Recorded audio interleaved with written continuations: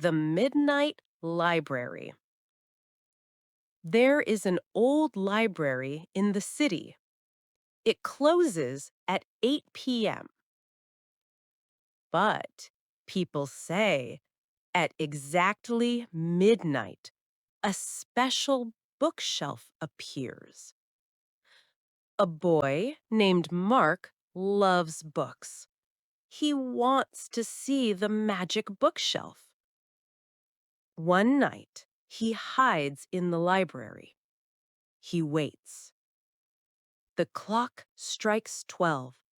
Bung, bung. A bookshelf shines with a soft light. Mark walks to it. The books have no titles. He takes one and opens it. The pages are white, but when he touches a page, pictures and words appear. The book shows him his own future. He sees himself as a doctor. Mark is very surprised. He looks closer at the pictures. He sees the type of car he drives and the city where he lives. But he also sees a small problem. He is not happy in the future. He is busy all the time. He closes his eyes and thinks, I want to be a doctor, but I also want to be happy. He is very happy. He wants to take the book, but a quiet voice says, the future is not for keeping. It is for making.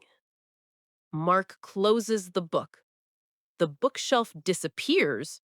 Mark quickly writes 2 sentences on his hand. Be happy and help people. He smiles. He knows he can change the pictures he saw. Now, Mark studies hard. He wants to make his future real and happy.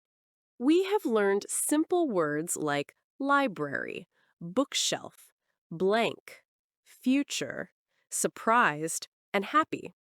We also practiced the simple past tense. Thank you for practicing English with this story. Never stop learning, and we will see you in the next lesson.